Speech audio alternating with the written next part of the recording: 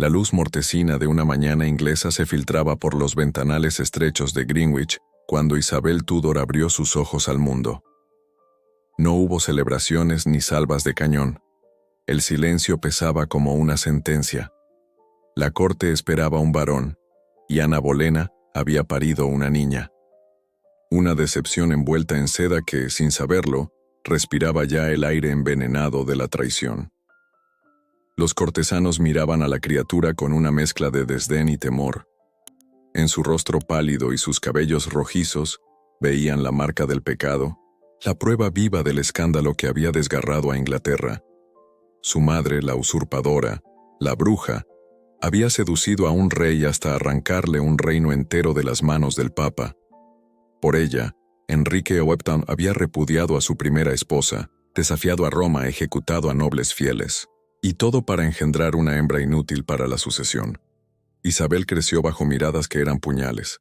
Cuando tenía apenas 3 años, vio cómo su padre ordenaba la decapitación de su madre. Ana Bolena, la mujer por quien un monarca había cambiado la historia, terminó arrodillada ante el verdugo francés, su elegante cuello cercenado por una espada afilada. Isabel no estuvo presente, pero las voces, los susurros, las miradas de los sirvientes se encargaron de pintar la escena en su mente infantil con precisión macabra. La bastarda. La llamaban cuando creían que no escuchaba. Sus derechos al trono fueron revocados, su título de princesa arrancado como se arranca una joya falsa. El mismo día que mataron a su madre, el vestido de terciopelo púrpura que usaba como hija legítima del rey fue sustituido por uno gris, el color de la vergüenza. Isabel aprendió a moverse como una sombra por los pasillos de palacios que ya no le pertenecían. En los años siguientes, vio desfilar a las nuevas reinas ante sus ojos. Jane Seymour, que le dio a su padre el ansiado heredero varón antes de 1960 morir desangrada. Ana de Cleves, repudiada por su fealdad. Catherine Howard, la jovencita que jugaba a ser reina y terminó pagando con su cabeza. Isabel tenía 10 años cuando Catherine fue arrastrada gritando hasta el patíbulo, suplicando piedad. La niña de cabellos de fuego observaba, aprendía, medía cada gesto como quien calcula la distancia entre la vida y la muerte.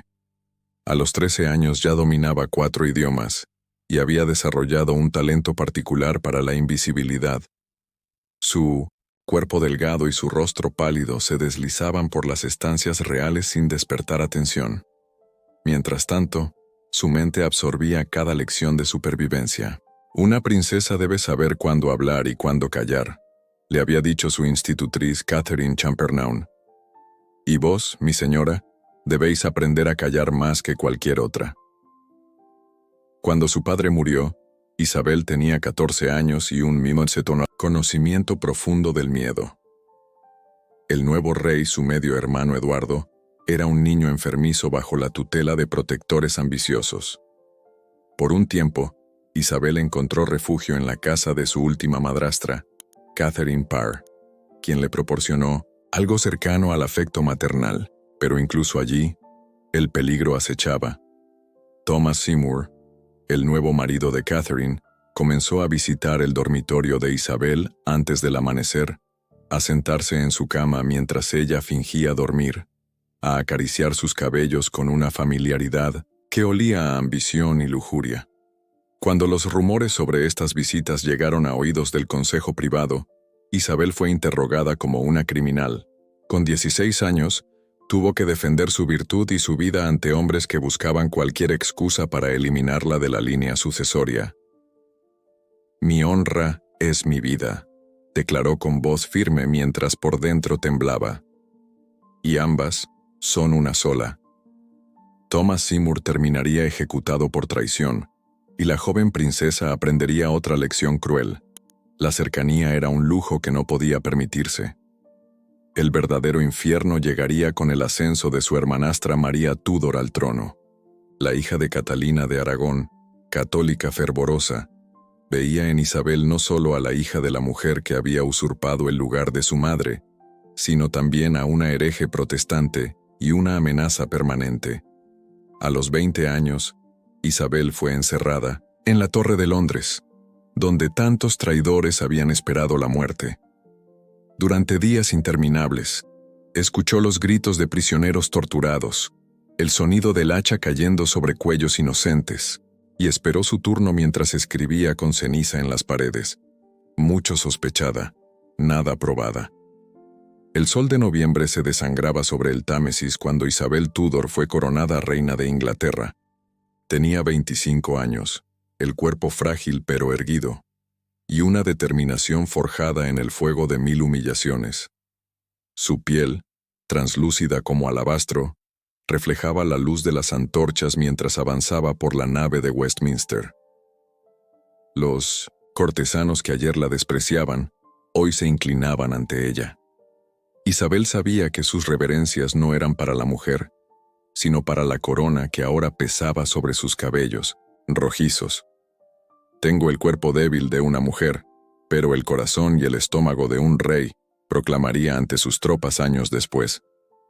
Y esa fue la sentencia que selló su pacto con el poder: renunciar a la carne para convertirse en símbolo. Isabel comprendió, desde el primer día de su reinado, que una reina sin consorte era una anomalía que debía justificarse constantemente. Su cuerpo no le pertenecía, era propiedad del Estado, un territorio disputado por la ambición de nobles y príncipes extranjeros. Los embajadores europeos desfilaban ante ella ofreciendo alianzas matrimoniales. Felipe II de España, su excuñado, el archiduque Carlos de Austria, Enrique, duque de Anjou. Isabel los recibía con sonrisas enigmáticas, promesas ambiguas, dilaciones estudiadas. Cada propuesta era una trampa. Casarse significaba entregar el poder real a un hombre. Rechazar abiertamente significaba crear enemigos. Así que la joven reina desarrolló un arte sutil, el de la esperanza perpetuamente postergada. Mientras tanto, su corazón latía por Robert Dudley, conde de Leicester. Lo había conocido en su juventud, cuando ambos estaban prisioneros en la Torre de Londres durante el reinado de María. Ahora, convertido en su maestro de caballos, Dudley ocupaba una posición privilegiada en la corte. Los rumores sobre su intimidad corrían como veneno. La reina y el conde se encuentran a solas en sus aposentos, murmuraban los embajadores, en sus despachos. La muerte repentina de la esposa de Dudley, Amy Robsart, encontrada al pie de una escalera con el cuello roto, desató un escándalo que amenazó la estabilidad del trono.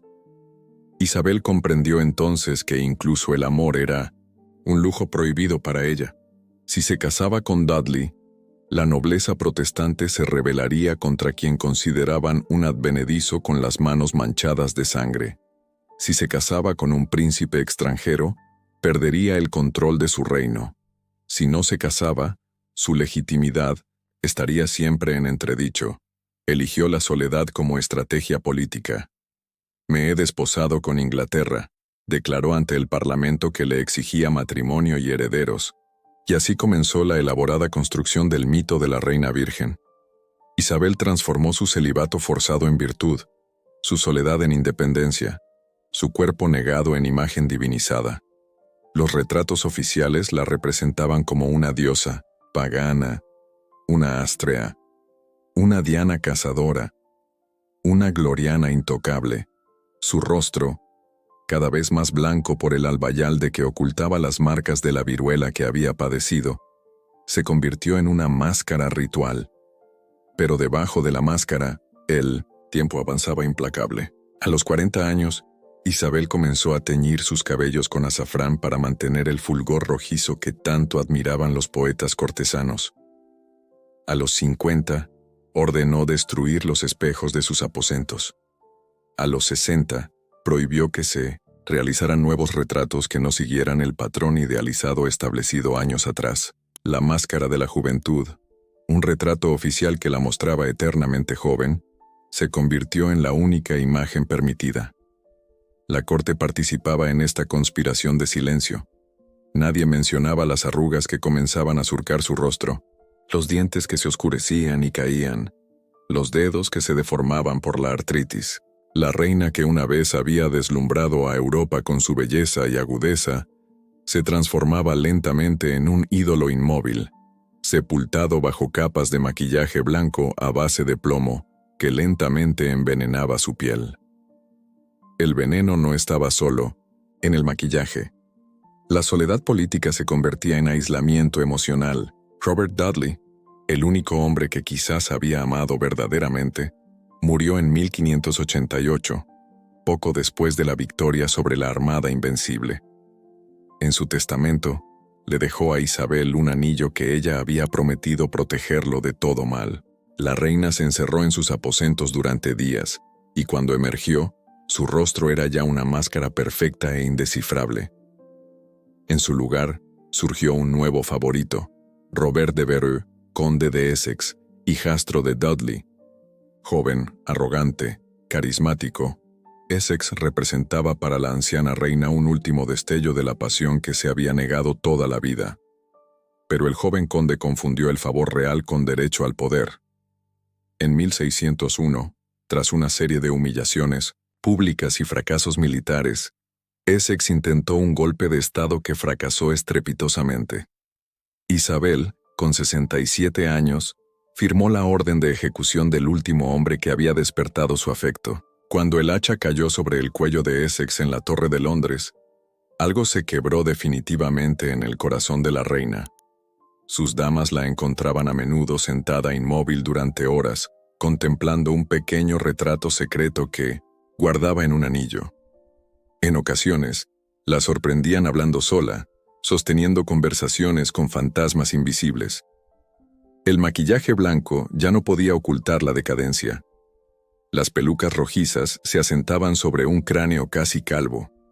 Los elaborados vestidos con perlas y bordados de oro cubrían un cuerpo consumido por la edad y la tristeza, pero nadie se atrevía a nombrar lo evidente. La diosa inmortal estaba muriendo, y con ella, una era entera. El invierno de 1603 se cernía sobre Richmond Palace como un sudario. En sus aposentos, Isabel permanecía sentada sobre almohadones de terciopelo carmesí, negándose obstinadamente a acostarse. Sus médicos suplicaban, sus damas lloraban en silencio. La muerte rondaba los pasillos, pero nadie se atrevía a nombrarla, ante la reina que había convertido la negación en arte de estado. «Si me acuesto no volveré a levantarme», susurraba con voz quebrada a Cecil, su último consejero fiel. Sus manos, antaño elegantes, ahora garras deformadas por la artritis y ennegrecidas por el veneno del maquillaje, se aferraban a un pequeño medallón de oro. Dentro, un retrato en miniatura de un hombre joven. ¿Dudley? ¿Essex? Nadie se atrevió a preguntar. Los cortesanos circulaban por pasillos distantes, susurrando cálculos de herencia y poder. 44 años de reinado habían agotado la paciencia de una corte que ansiaba sangre nueva. Isabel no había nombrado heredero. Su cuerpo estéril, aquel que había transformado en símbolo de independencia política, se convertía ahora en su última y más cruel traición. Sin hijo que la sucediera, el trono de Inglaterra pendía de un hilo tan frágil como el pulso de la anciana reina. A sus 69 años, Isabel ya no era Gloriana, la reina virginal de los poemas de Spenser. No era Astraea, la diosa de 1900, la justicia. Era apenas un vestigio, un recordatorio incómodo de la mortalidad que acecha incluso a quienes se proclaman divinos. Su piel, antes alabada por poetas como más blanca que la nieve en colinas no holladas, se había convertido en un pergamino arrugado, manchado por la edad y el veneno del albayalde. Durante décadas, Isabel había creado un elaborado ritual de adoración a su imagen. Cada mañana, sus damas la vestían como a un ídolo, capa tras capa de ropa interior, corsés, faldas, sobrevestidos, joyas. La procesión real que la llevaba de sus aposentos privados a las salas de audiencia podía durar horas. Ahora, ese mismo ritual se había convertido en una tortura.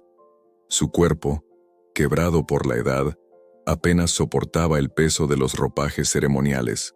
Su cabeza, casi calva, se inclinaba bajo perucas cada vez más elaboradas que intentaban compensar con artificio lo que el tiempo había arrebatado.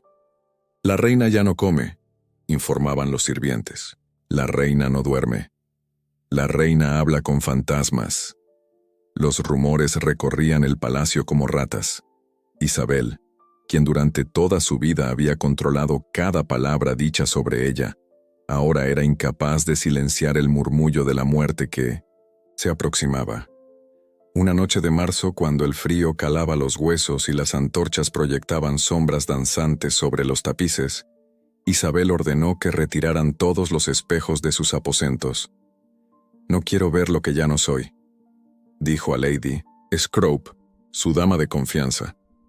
Luego pidió que trajeran un pequeño cofre de madera de cedro con incrustaciones de nácar.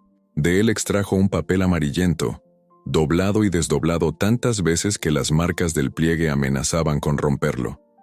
Era la última carta de Essex antes de su ejecución. «Majestad», había escrito el conde, «cuando leáis estas líneas, mi cabeza ya habrá rodado. Os traicioné como hombre, pero os amé como se ama lo inalcanzable. Perdonad no al traidor, sino al niño que vio en vos, no a la reina, sino a la mujer». Isabel leyó la carta una vez más, sus labios moviéndose, en silencio como en una oración pagana. Luego la acercó a la llama de una vela. El papel se retorció, ennegreciéndose hasta convertirse en cenizas que la reina dejó caer entre sus dedos. «Así termina el afecto», murmuró, «en polvo y silencio». Durante 3 días y 3 noches, Isabel permaneció sentada, rechazando alimentos, negándose a dormir, como si el sueño fuera ya una forma de rendición. Su respiración se volvía cada vez más trabajosa. Los médicos reales, impotentes, observaban cómo la vida abandonaba aquel cuerpo que durante tanto tiempo había sido el recipiente de la soberanía inglesa. El círculo de personas que podían acercarse a la reina se reducía cada hora. Los cortesanos, aves de carroña, ya volaban hacia Escocia, donde Jacobo VI, hijo de María Estuardo, aquella reina escocesa que Isabel había ordenado ejecutar, esperaba la noticia que lo convertiría en rey de Inglaterra. La ironía era brutal.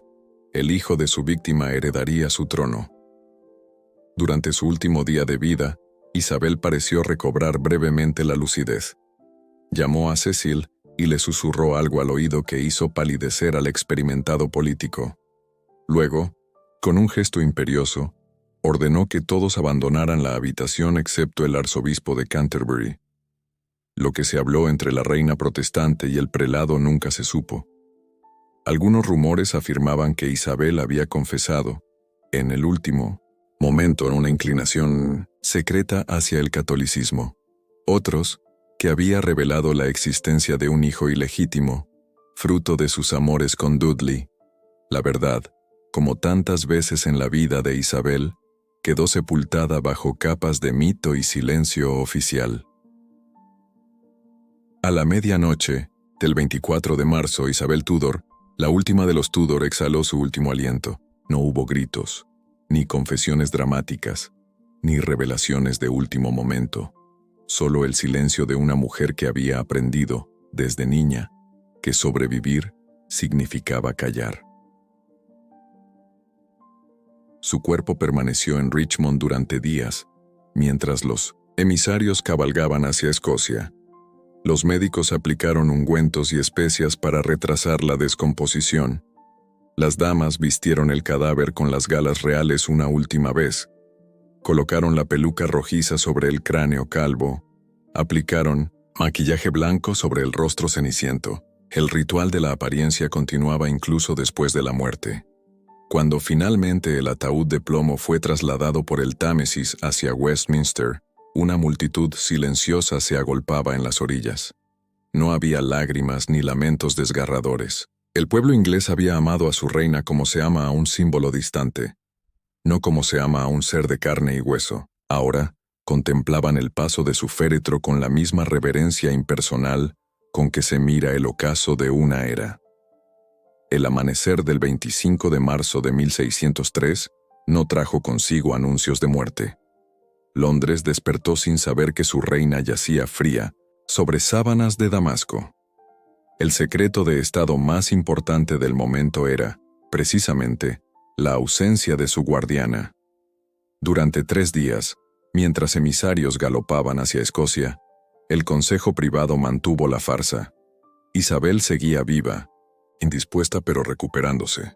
El cuerpo de la soberana, ese recipiente vacío de poder, se convirtió en el último instrumento político de su reinado. Bajo llave, el cadáver de la reina comenzaba su inevitable transformación. Las damas de compañía, expertas en el arte de preservar apariencias, aplicaban aceites aromáticos y vendas empapadas en soluciones de mirra y aloe para retrasar la descomposición. La muerte, como la vejez, era una indiscreción que la corona no podía permitirse. El rostro que durante décadas había ocultado emociones bajo capas de albayalde, ahora ocultaba la podredumbre bajo nuevas capas de maquillaje. La noticia finalmente se filtró como veneno en el agua. No hubo campanas doblando a duelo, ni proclamas, oficiales inmediatas. El luto público, ese ritual catártico que permite a los pueblos despedir a sus monarcas, fue sustituido por un silencio calculado. La transición debía ser perfecta, sin fisuras que permitieran a la España católica o a los conspiradores internos aprovechar el vacío de poder. Cuando Jacobo VI de Escocia, ahora Jacobo I de Inglaterra, recibió la noticia, no mostró sorpresa ni aparente tristeza. La mujer que había ordenado la ejecución de su madre, María Estuardo, le entregaba ahora, a través de la muerte, el trono por el que ambas habían luchado. La política tiene estas ironías macabras. El hijo de la decapitada heredaba la corona de la ejecutora. El funeral se celebró casi un mes después de la muerte. El féretro de plomo, cubierto por un paño de terciopelo púrpura, avanzó lentamente por las calles de Londres, sobre un carro tirado por 4 caballos enjaezados de mínimo cinte negro. Sobre él, una efigie de cera de la reina, vestida con las galas reales, sostenía un cetro y una orbe. Este simulacro, más perfecto y sereno que la Isabel de carne y hueso en sus últimos días, recibió los honores que el cuerpo real, ya en 1900 descomposición bajo el plomo, no podía recibir. La procesión funeraria fue grandiosa, calculada hasta el último detalle. 600 enlutados marchaban tras el féretro, los embajadores extranjeros, los lores del reino, los representantes de las ciudades y gremios, todos con la mirada baja, los rostros solemnes, pero en sus ojos no había desolación, sino la ansiedad contenida de quien espera la confirmación de un nuevo orden. La pregunta que vibraba en el aire no era ¿qué hemos perdido?, sino ¿qué vendrá ahora? El pueblo observaba el paso del cortejo con una mezcla de reverencia y curiosidad. La mayoría no había conocido otro monarca que Isabel. Durante casi medio siglo, aquella mujer distante había sido la encarnación de Inglaterra. Ahora, transformada en efigie, parecía más un símbolo que un ser que alguna vez respiró y sangró. En Westminster, el arzobispo de Canterbury ofició un servicio protestante austero, como correspondía a la defensora de la fe anglicana. Sin embargo, en un giro que pocos notaron, el cuerpo de Isabel fue depositado en la misma tumba que su hermanastra católica, María Tudor. Las dos reinas, enemigas en vida, rivales teológicas, hijas de madres enfrentadas, compartirían el mismo espacio en la muerte. La historia las reconciliaba mediante la disolución final de la carne. Sobre la tumba se colocó una efigie de mármol blanco que representaba a Isabel en la plenitud de su belleza y poder. La piedra perpetuaba la mentira necesaria, la reina que nunca envejecía, la monarca eternamente en la cúspide de su gloria. Ni una arruga, ni un gesto de dolor o duda. El mármol borraba las humillaciones del tiempo y la carne, ofreciendo en su lugar el consuelo frío de la idealización. Las joyas de la corona, los elaborados vestidos, las pelucas rojizas que habían definido la imagen pública de Isabel, fueron inventariados, guardados, redistribuidos. Los objetos personales, aquellos pocos testimonios de una intimidad celosamente protegida, desaparecieron discretamente. Las cartas privadas, quemadas. Los diarios, si alguna vez existieron, destruidos. La mujer se disolvía, mientras el personaje público comenzaba su lenta transformación en leyenda. En las tabernas de Londres, en los mercados, en los puertos, la noticia se discutía con un pragmatismo sorprendente. La reina ha muerto, larga vida al rey, repetían los pregoneros. La fórmula ritual no solo anunciaba la continuidad dinástica, proclamaba también la inmediata sustitución del afecto. El nuevo monarca ya ocupaba el espacio emocional del anterior. El duelo, ese lujo de los mortales comunes, era demasiado costoso para un estado en transición. Mientras tanto, en Richmond Palace, los sirvientes limpiaban los aposentos reales. Encontraron, escondido entre los pliegues de un colchón, un pequeño libro de oraciones con una inscripción descolorida. En una caligrafía juvenil casi infantil, podía leerse: Isabel, hija de Inglaterra. No reina, no majestad, no gloriana. Solo una niña que una vez existió antes de que el mito la devorara. La historia comienza su labor de olvido selectivo cuando el último testigo cierra los ojos. Con Isabel Tudor, el proceso fue más rápido y más implacable. Apenas descendido, el féretro a la cripta, los cronistas oficiales iniciaron la construcción de una narración depurada, limpia de contradicciones. La mujer de carne, sangre y contradicciones desaparecía bajo capas de mito, como su rostro había desaparecido en vida bajo el albayalde. William Camden, el primer biógrafo oficial, escribió sobre una soberana inmaculada, perfecta en su juicio, magnánima en la victoria, serena en la adversidad. John Fox la transformó en símbolo del protestantismo triunfante. Edmund Spencer, en su Fairy Queen, la elevó a la categoría de gloriana, reina de las hadas, demasiado perfecta para la imperfección de lo humano. La Isabel histórica se desvanecía bajo el peso de la Isabel mitológica. Los retratos que habían falsificado su apariencia en vida se convirtieron en evidencia histórica tras su muerte. Nadie recordaba ya a la anciana de labios hundidos y cabeza casi calva, que se negaba a acostarse para no entregar su último aliento. El mundo prefería a la diosa inmaculada de los retratos oficiales, con su piel de porcelana, sus ojos de ámbar, sus manos delicadas sosteniendo el orbe de Inglaterra. El mito requería sacrificios, y el primero fue la verdad. ¿La reina había amado a Dudley? La historia oficial lo negaba. ¿Había ordenado el asesinato de María Estuardo con reticencia o con satisfacción vengativa? La versión aceptada proclamaba su reluctancia. ¿Había sufrido en sus últimos días, abandonada por cortesanos que esperaban su muerte como liberación? El relato canónico describía una muerte digna, consciente, casi programada por la propia soberana. Durante el reinado de los Estuardo, la imagen de Isabel sufrió su primera metamorfosis. Jacobo I, hijo de María Estuardo, no podía permitir que la ejecutora de su madre se convirtiera en modelo de virtud monárquica. Bajo su mandato, circularon los primeros rumores sobre una Isabel promiscua, calculadora, tiránica en su relación con el Parlamento. El mito se agrietaba, pero no se rompía. La Revolución Gloriosa de 1688 recuperó su figura como emblema de independencia inglesa frente a las potencias católicas. 2 siglos después de su muerte, Isabel era ya un argumento político, no una persona. Su nombre se invocaba para justificar el imperialismo británico, el dominio de los mares, la superioridad protestante. La era isabelina se presentaba como una edad de oro, omitiendo las hambrunas, las persecuciones religiosas, las purgas políticas que también definieron su reinado. Los victorianos completaron la petrificación del mito.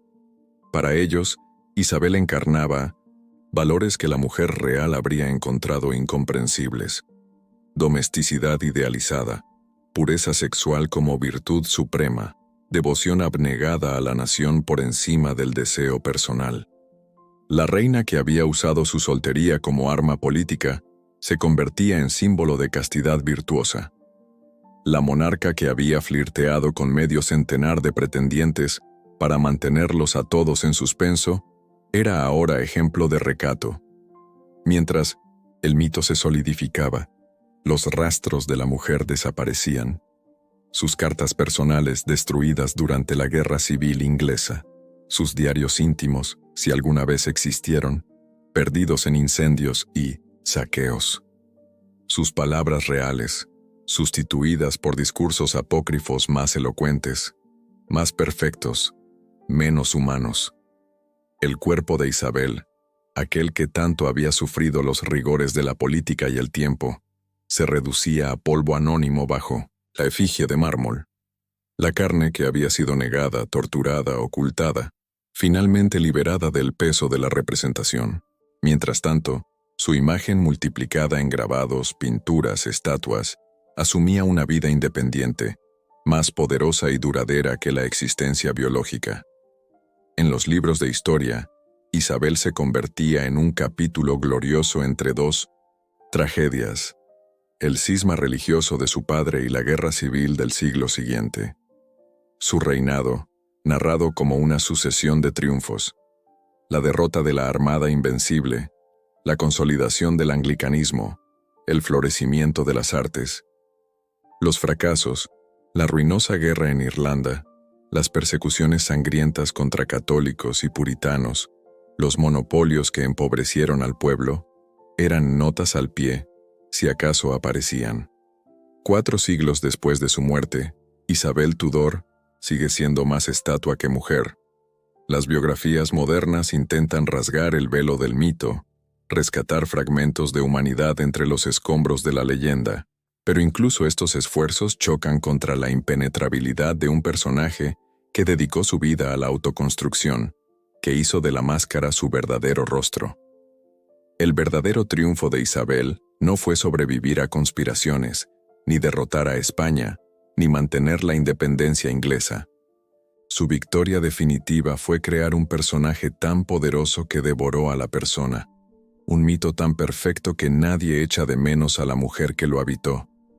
Gloriana, la reina virgen, sobrevive.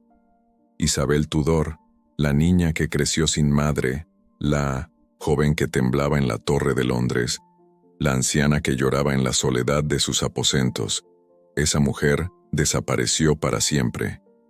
Quizás por eso su tumba en Westminster Abbey atrae a miles de visitantes que pasan junto a ella sin detenerse. Realmente, no buscan a una mujer que vivió y murió, buscan el símbolo, la leyenda, el mito, el epitafio latino que la acompaña, compañera en el sepulcro como lo fue en el trono. Aquí duerme Isabel, de sexo mujer, de alma y genio reina. Consagra la paradoja final. Para ser reconocida como soberana, tuvo que renunciar a ser reconocida como humana. Los pocos objetos personales que sobrevivieron, un anillo con un retrato oculto, un libro de oraciones con anotaciones marginales, un par de guantes bordados por sus propias manos, se exhiben en museos como reliquias de una santa secular. Nadie ve en ellos los rastros de dedos que temblaron, de ojos que lloraron, de un corazón que latió con miedo y esperanza. Cada generación reinventa a Isabel según sus necesidades: feminista pionera, estratega maquiavélica, manipuladora, narcisista, víctima de circunstancias imposibles. Cada interpretación añade una nueva capa de barniz sobre el mito, alejando aún más la posibilidad de encontrar a la mujer real bajo las capas de representación. Y quizás sea esta la verdadera tragedia de Isabel Tudor: no haber muerto en la torre como su madre, no haber perdido el trono ante conspiradores, no haber sido derrotada por España. Su tragedia fue sobrevivir tanto y tan bien que su persona se disolvió completamente en el personaje. Su cuerpo, sacrificado al Estado, su corazón, inmolado en el altar de la política, su voz, ahogada por los discursos oficiales, su memoria, secuestrada por la historia. La reina devoró a la mujer y el mito devoró a ambas.